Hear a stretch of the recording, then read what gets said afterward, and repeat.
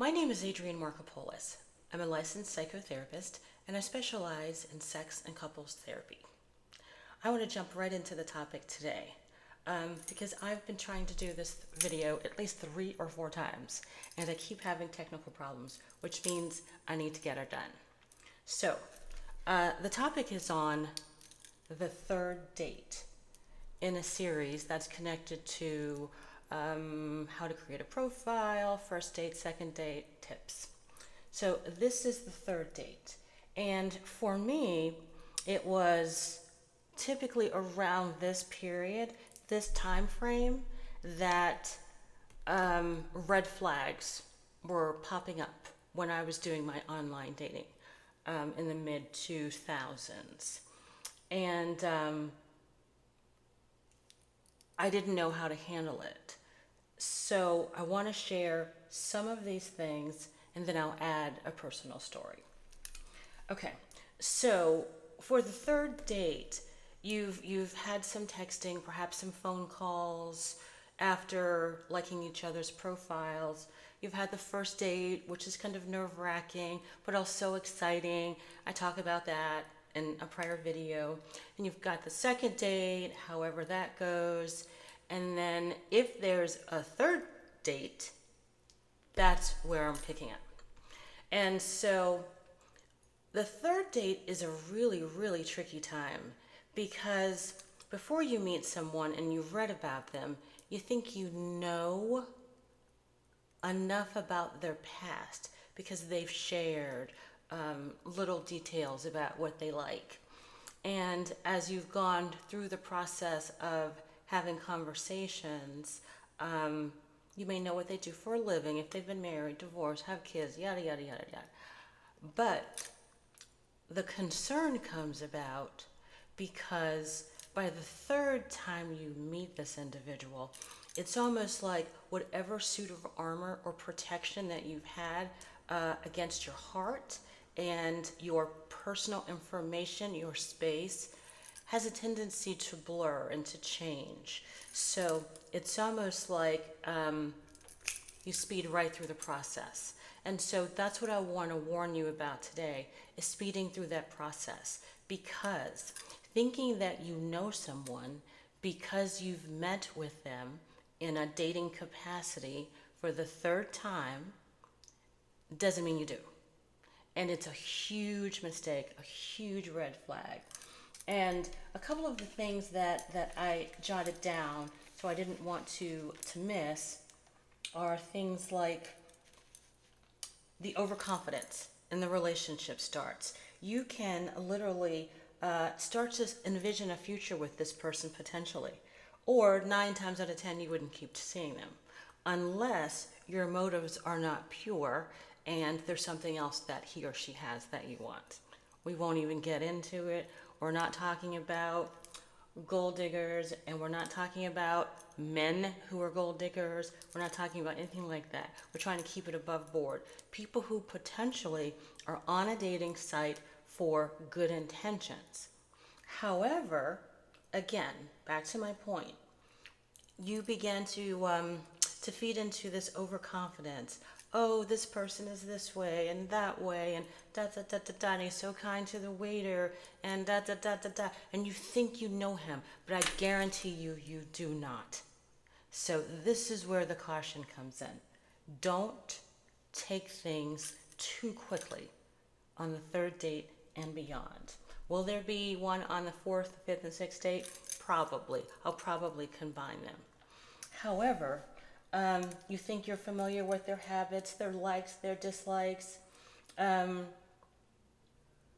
Even if you haven't spoken about the future, you haven't had that conversation about marriage or children with that person, not generally speaking. I mean, sometimes people will say things like, yeah, I do see myself getting married one day, or I do want to have kids one day.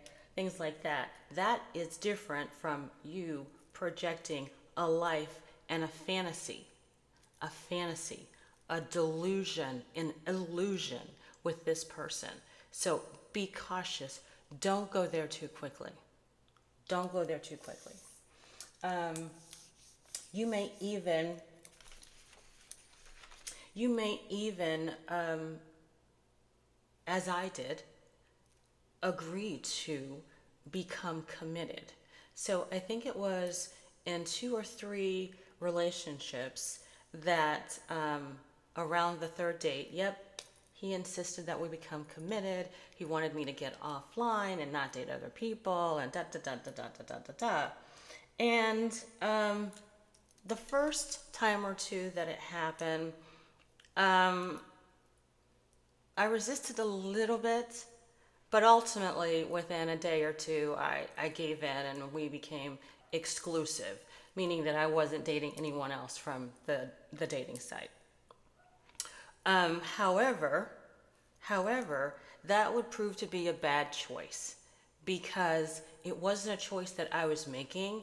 It was a choice that I was making out of fear and manipulation. So if someone says, if you don't do this with me at this time, it means that you don't care enough, you're not interested enough, you want to continue to meet other people. And yeah, that is really where you should be at around the third date mark. Think of it this way. If you are ideally taking the relationship at a normal pace, you should not be seeing that person more than once or twice a week. Why? Because you want to get to know them. You do not know someone well by the third date, whether that's in the third week or that's in the same week of the third date. I know this sounds extreme, and you'll meet somebody or you know of a situation where by the third date it felt so right and you were ready. I'm telling you to beware. And I'm not just saying that because of my own personal dating history. I'm also saying that because I am a trained therapist and working with populations around relationships, sex and couples. I also work with individuals who are trying to put their lives back together after experiencing a broken heart. So I've seen this. I've seen this pattern of people having relationships that last for 3 weeks or 6 weeks or 2 months, and they're literally heartbroken afterwards because they projected all this future energy and happiness into a situation which from the beginning probably had cracks. But when you're in that state of mind and there's magical thinking going on and you're looking for a soulmate, a partner, something like that, then it's almost as though you're not being rational because of the chemical changes that occur in your brain when you meet someone and there is a spark, there is a connection. Literally, it's like a drug. And in prior videos, I have talked about love being an addiction. And I wholeheartedly believe it. As someone who witnessed toxic codependent relationships growing up, from my parents to all of their friends and all of the adults that I knew growing up were in unhealthy, toxic relationships. And so I didn't know what a healthy relationship looked like until I did the work. And I've talked about that more in the video that deals with addiction. But for the sake of this video, I just want to keep on track and urge you, remind you that you don't have to be pushed faster than you're comfortable with. And the third date, you don't know that person very well. You really don't, because he or she is still wearing the mask, the best version of themselves. They're still being extra polite and pulling out the chair and opening the door. They're still doing all of those things that they know that as a woman we want and we expect to think they're a good guy. And if you're a man, the woman is still doing all of those things, whether it's laughing at your jokes, whether or not they're funny, complimenting you on things that they may or may not agree with. And then for some women, not me, because I'm usually in my alpha energy, you may not even be living your truth. So If this guy that you're seeing says something that you don't agree with, you might just let it slide. And that is a slippery slope. Once you start to stifle your voice, then you're going down a path that's not going to lead to a good or happy conclusion. I can nearly guarantee it for you. But if you've got a story that's different, good for you. I'm not hating on you. Trust me. I'm in the best place that I've ever been in my life. So I'm not hating on you. What I am trying to do is to prevent you from making mistakes that I have made. I will say one other thing. What changed the dynamics of my relationship with self and with others was, one, going through Codependence Anonymous. So I went to the CODA meetings and I worked the program, and I realized that what I witnessed growing up between my mother and my stepfather wasn't healthy, and other relationships weren't healthy. And I started dating at 15 and didn't have one healthy relationship because I didn't know what they looked like. And now I do. Now I do. But if I can save anybody heartbreak and misery just by having them slow things down, then it's worth it. I will say something else that's going to be a little controversial, but what's new? What's new? Ideally, this person that you're dating, you should not have slept with him by the third date because you're still getting to know him. And once you sleep with someone, the expectations change. Unless you're in an extremely toxic energy, which means you're angry. You're angry at love. You're angry at the world. And you don't give a damn. You're just going to go out there and live your life and do what you want to do. And we've all been there. I went through that phase for 3 to 6 months. And now at that point in time, I wasn't lying or cheating to anyone. But men that I encountered, I told them that I wasn't in a good place. That I had a bad, long relationship. 4.5 years, maybe 5, which felt like 30. And it was very toxic. So I did take that time to use, at that time, I don't think I was actually online. I was just meeting people. I was new to a state, and I was just meeting people.